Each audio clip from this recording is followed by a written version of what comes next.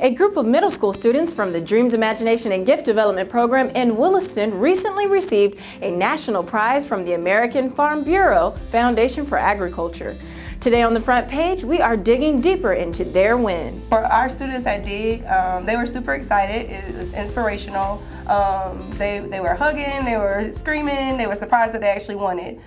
So for them, we always quote the mantra of big dreams do come from small places. So winning this award was an example of that to the students. So my background is not in education, but it is in fisheries and wildlife. And I was terrified. I even told Zoe the first time I met her, I was terrified. And I think the most rewarding thing for me was at their DIG festival, the students were involved giving out their marigolds to the community. And I got to see these kids just explaining their experiment and stuff, and I got to see that excitement that I still get. I mean, it's obvious I still get excited about science, and to see them being as excited as me, I think that was actually probably better than winning for me. I think our biggest challenge was actually scheduling. Being an outreach educator, I wear multiple hats, as well as Shelby being the director. And plus the kids, they're in a program. You want to talk a little bit about what they do in their program? So with after school, we have our middle schoolers, or all of our students there, Monday through Friday from 3 to 6. So that includes homework time, that includes snack, that includes ELA, math, and STEM enrichment. So for Amanda to find time out of her busy schedule, and for our students to find time to actually get the competition done and the projects done, I think that was the biggest challenge. Outside of that, I think everything else went pretty smooth. The only other challenge that I really did see was the kids got so excited and they came up with so many amazing ideas, and actually getting them to hone it into just one or two ideas that were feasible for us to actually be able to accomplish in the short amount of time.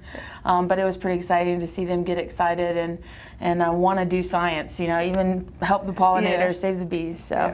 So it was part of a Purple Plow Challenge, which I actually found online through American Farm Bureau Foundation for Agriculture. But it was a challenge that they offered to the nation, and I thought this would be a great opportunity for these young men and women, and so they provided me with, I think they were, 5th through 6th grade? Yep. So our middle school age students, 6th through 8th. Yeah, 6th through 8th grade students, and I would meet with them once a week. We ended up dividing them into 2 groups, and I let each group come up with their own idea. I wanted them to come up with the science and not me. I just wanted to be there to support them.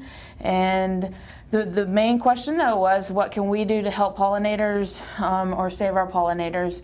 And it started out as a brief discussion, like what's killing our pollinators? And one group, the Team Marigold, their thing was pesticides, and they were not letting go of it because I tried to sway them other ways, but they wanted to learn about pesticides and what are other options that we can use to keep the pests away.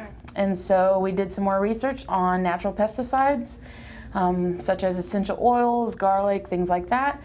And they decided they wanted to create their own, so that's what we did. And we tested it on tomato plants that we planted. To make it kind of a balanced experiment, we had a control plant, so nothing was sprayed on that plant so they could see.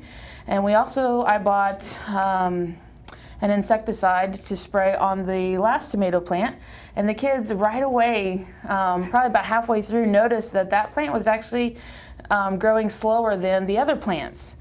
And now there was probably other factors involved, but the kids, it was just amazing to see the kids actually noticing those kinds of things. So that's how that all came about. The kids chose what they did.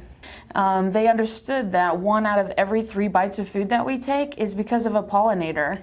And the kids were learning things like that. They were learning the importance of where you spray your pesticide, because sometimes you have to spray pesticides. That's just how it works. But they understood the effect it has on our waterways, on our crops and things like that. And they really got that understanding and knowledge of how important our pollinators are for our future. You know, not just because the flowers look pretty and things like that. It's about our future, and they are our future. The students at DIG. We'll be back after a quick commercial break. Everyone's a welcome guest at Crescent Automotive. We're Aiken's Choice Award winner 4 years in a row. That probably has a lot to do with our low upfront windshield pricing and no additional processing fees. Remember, everybody drives Crescent. You should too. Welcome back. It's tea time. The Palmetto Amateur Golf Tournament tees off next week for its 44th installment. In our District 84 update, check out the coverage of the debate for District 84 State Representative seat. Sunday Best. Don't forget to check out our Sunday Best feature on Nicole Simpkins, whom builds girls' confidence through a teen mentoring program. To read more about these stories, please visit akinscenter.com. My name is Michel'le Jackson, and it's been my pleasure to host the front page.